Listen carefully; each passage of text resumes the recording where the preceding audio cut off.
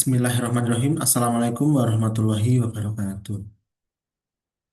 Izin untuk Ibu Heti Hendrayati. Pada kesempatan hari ini saya akan menyampaikan presentasi untuk ujian tengah semester untuk mata kuliah pengantar bisnis. Nah, berikut adalah PPT yang akan saya tampilkan.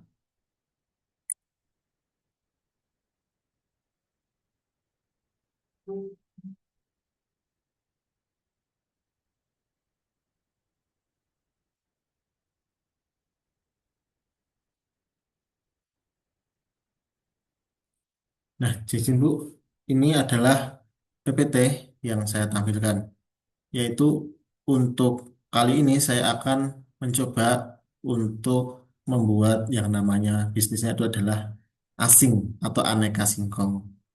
Jadi ini produknya itu adalah singkong. Yang mana untuk judul dari PPT ini adalah asing aneka singkong. Strategi pengembangan bisnis jajalan lokal premium berkelanjutan untuk menembus pasar global.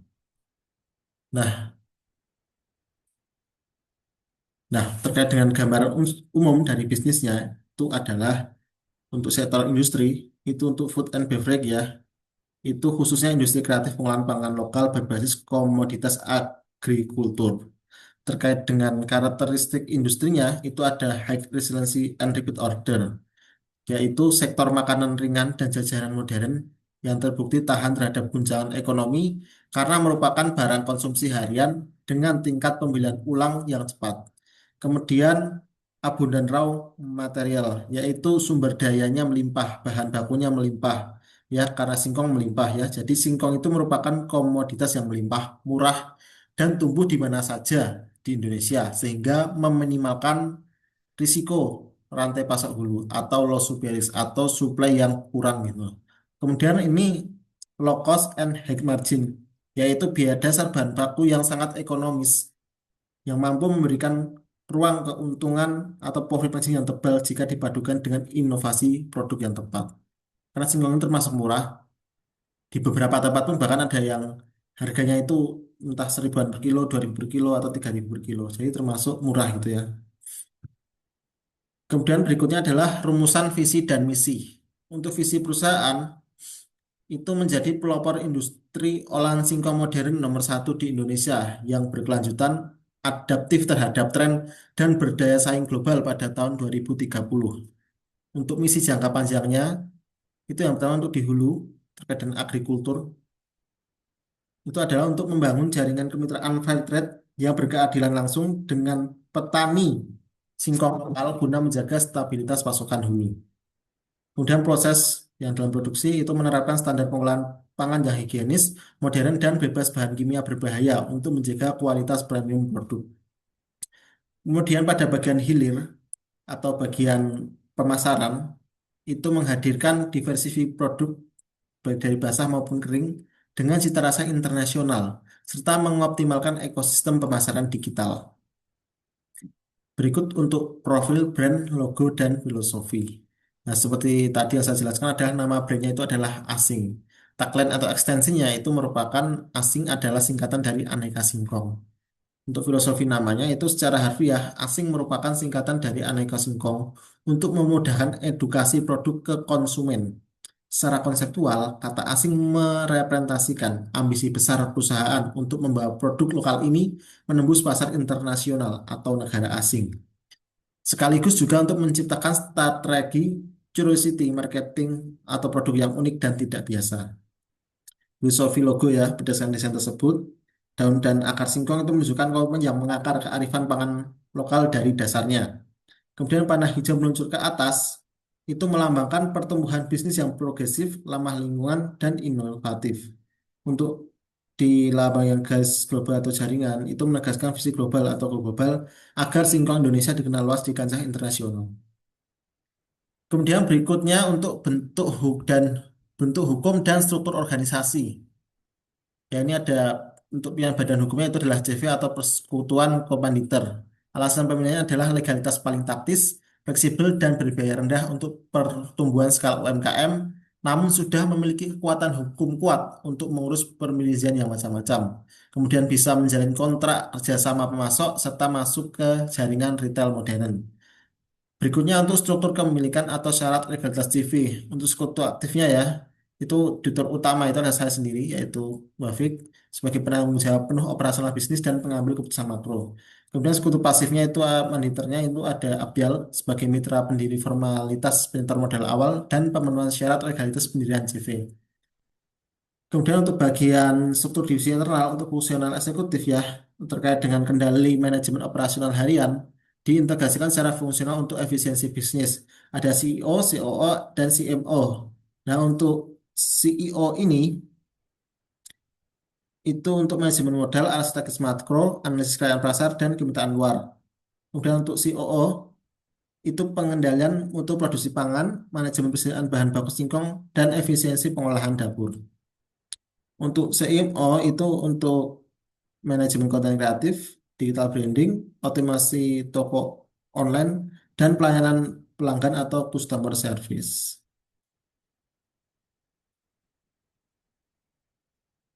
Nah, berikutnya ada value proposition. Ya, brand asing ini dimaksudkan untuk merubah pasar dengan menawarkan keunikan berupa dual kategori diversification, yaitu kombinasi makanan basah dan juga kering.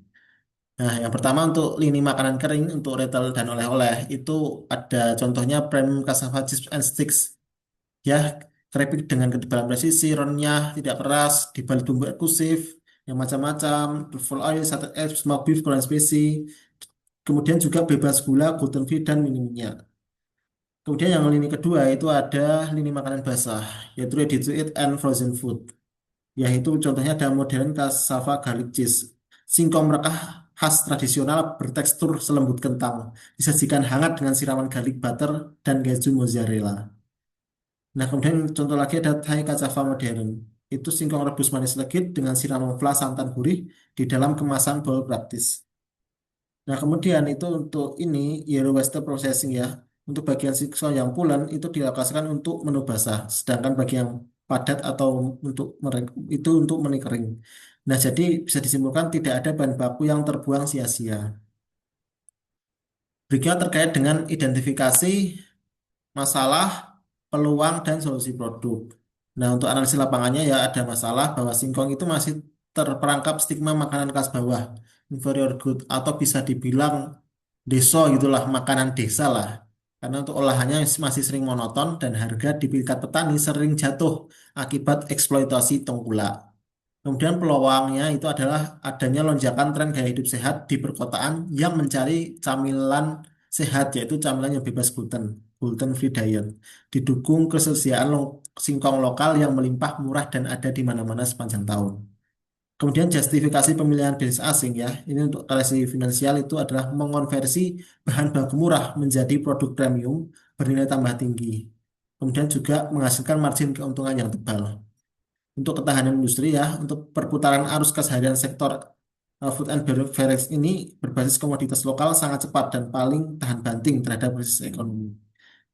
Terkait dengan deskripsi lengkap produk sebagai solusi itu lini produk kering ya itu bisa untuk retail dan ekspor itu contohnya film cassava chick and sticks, teksturnya lembut dengan rasa global, kemudian bebas kultur dan dikemas dalam standing post zip premium, tahan 6 bulan tanpa pengaruh kimia. Kemudian lini produk basah ready to eat itu contohnya modern garlic cheese cassava ya, singkong merekah lembut bersiram mentega bawang dan keju mozzarella. Kemudian ada Thai cassava fla santan pandan hangat dan kemasan food grade bowl practice. Kemudian berikutnya terkait dengan menyikapi isu lingkungan bisnis, etika, CSR, dan kondisi global. Ya, terkait dengan menyikapi isu lingkungan bisnis ya ada aspek ekologi dan pasar. Itu ada adaptasi transpasar ya untuk merespon pergeseran lingkungan bisnis di mana konsumen urban kini lebih selektif dan untuk opsi tanaman yang lebih sehat serta higienis. Ya karena singkong itu sehat gitu ya. Kemudian manajemen kebijakan ekologi atau Zero Waste itu menyikapi regulasi kelestarian alam dengan membagi pengolahan singkong berdasarkan tekstur ya itu tadi lini basah dan lini kering tanpa membuang bahan baku serta menyalurkan sisa kulit luar ke peternak untuk pakan ternak. Kemudian reduksi plastik, menggunakan kemasan paper bowl dan kantong kertas kraft untuk lini basah guna meminimalkan ketergantungan pada plastik sekali pakai. Kemudian berikutnya penerapan etika bisnis dan tanggung jawab sosial atau CSR. Untuk etika jaringan pasok itu menerapkan fair trade. Jadi kita memotong rantai tengkulak yang eksploitatif dengan membeli bahan baku langsung dari kelompok tani lokal, yang mana tengkulaknya biasanya harganya itu seringkali di bawah harga pasar ya jauh jatuh gitu. Jadi kita beli paling nggak di atas pasarnya tengkulak itulah demi keadilan harga gitu. Kemudian untuk tanggung jawab sosial itu memberdayakan warga sekitar lokasi produksi sebagai tenaga operasional, serta jika memungkinkan keuntungan bersih yang ada itu untuk bantuan terkait pengelolaan penanaman singkong yang lebih maju sebagian gitu ya. Kemudian perspektif kondisi global saat ini ya, peluang global eh, ada megatrend dunia yang terhadap kondisi pangan sehat non gandum yang membuka jalur ekspor yang sangat luas bagi komoditas singkong Indonesia yang kaya serat dan bebas gluten.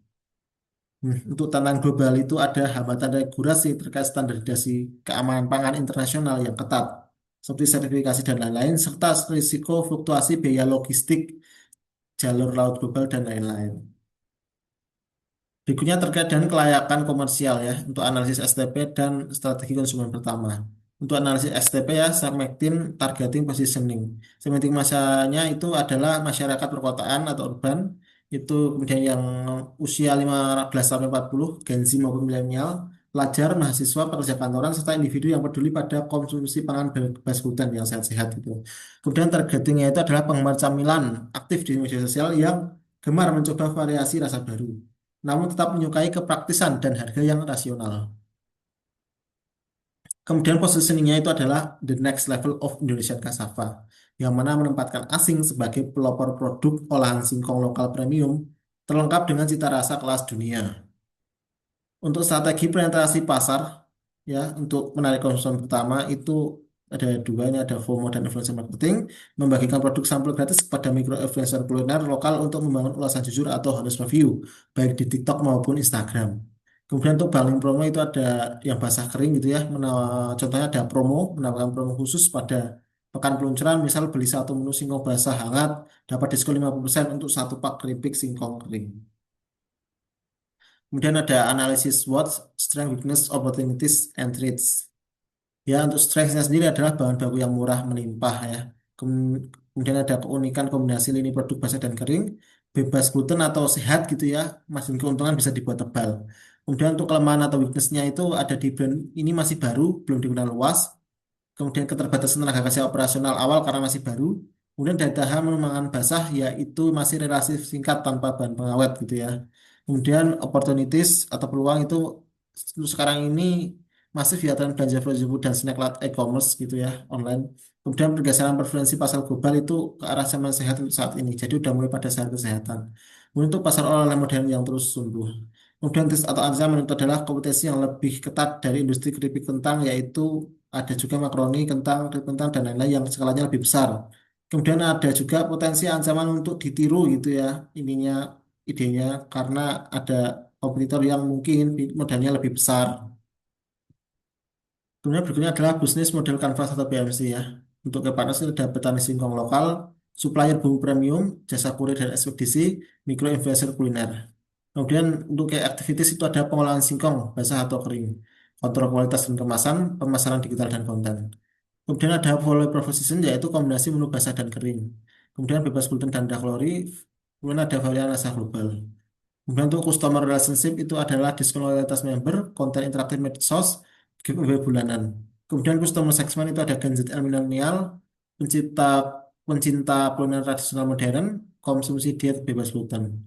Kemudian untuk key resource itu ada alat potong and vacuum frying, aset digital, baik sosmed maupun untuk online, resep formula rasa eksklusif. Kemudian pada channel itu ada e-commerce, kemudian TikTok Shop and live streaming, kemitraan konsinyasi kafe lokal.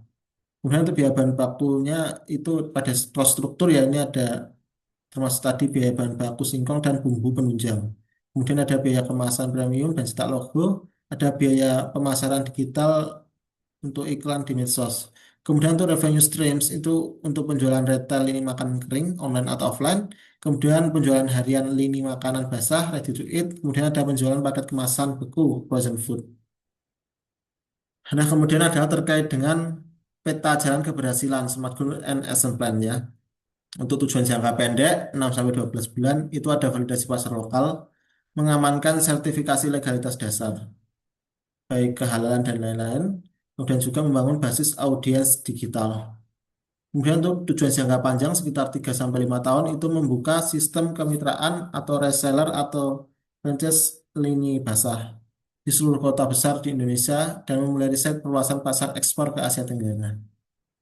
Kemudian targetnya yang terkait dengan SMART Goals ya itu ada di fase validasi 3 bulan pertama itu ada spesifik, measurable, achievable, relevant, and time-bound. Untuk spesifik itu bisa munculkan 2 varian rasa produk kering dan menu satu basah utama gitu ya. Cuma tadi kering itu truffles and salted egg, basah itu garlic cheese. Kemudian measurable atau terukur gitu ya mencapai total volume penjualan minimal 1.500 kemasan produk kering dan 500 porsi produk basah dalam waktu 90 hari. Kemudian achievable ya, target dicapai melalui optimasi konten harian TikTok, fitur live selling, dan iklan berbayar dengan jangkauan lokal terarah. Kemudian relevan gitu ya, diversifikasinya itu bisa dilakukan dengan diversifikasi produk langsung menjawab kebutuhan camilan higienis berbiaya terjangkau di tengah pasar yang dinamis. Kemudian ada time rebound, seluruh indikator kinerja utama ini wajib dievaluasi dan dicapai sepenuhnya dalam kurun waktu 3 bulan setelah hari perusahaan resmi. Kemudian terkait dengan itu ada di lini masa operasional yaitu ada exemplar 4 bulan. Bulan satu itu masih eksperimen, rasa, desain kemasan, izin usaha, dan juga pembuatan rasa digital. Bulan 2 itu produksi masa tahap awal, mengirimkan sampel ke influencer, kemudian juga ada sistem pre-order. Di bulan 3 itu ada grand launching resmi, aktivasi promo penetrasi pasar, dan pelaksanaan penjualan multi saluran. Kemudian di bulan keempat itu ada evaluasi laporan keuangan bulan pertama, analisis retensi konsumen, dan perencanaan inovasi menu baru. Nah, terkait dengan spek kerjasama tim, teamwork, dan proses koordinasi, ya pembagian tugas dan tanggung jawab spesifik ya, Bapak Hussein sebagai ketua tim atau eksekutif profesional, peran dan kontribusinya adalah untuk bertanggung jawab penuh atas perancangan ide bisnis, formulasi resep produk, lini basah dan lini kering, penyusunan model bisnis, strategi pemasaran digital, serta analisis kelayakan finansial. Kemudian untuk Azal sebagai anggota untuk administrasi dan legalitas, itu peran dan kontribusinya adalah untuk bertanggung jawab mendukung penyusunan dokumen legalitas formal penilaian CV, membantu administrasi pemberkasan perizinan dasar usaha, serta bertindak sebagai validator internal selama pengembangan ide bisnis. Kemudian untuk proses koordinasi kelompok, itu guna memastikan kelancaran penyusunan definisi tengah kesibukan perkuliahan, koordinasi dilakukan secara berkala melalui platform digital. Selain WhatsApp yang digunakan untuk komunikasi harian yang bersifat cepat, koordinasi taktis, pertukaran data, dan pengambilan keputusan instan. Kemudian untuk Microsoft Teams dan Zoom bisa juga digunakan untuk sesi diskusi yang lebih mendalam, pematangan draft bisnis model Canvas, serta penguatan koordinasi. Nah, itu berikut ini adalah contoh bukti dokumentasi ya. Contohnya dokumentasi sesi rapat koordinasi dan brainstorming pengembangan bisnis asing via virtual atau tatap muka. Baik, terima kasih. Itu tadi semua sudah saya sampaikan terkait dengan em, UTS saya untuk pengantar bisnis.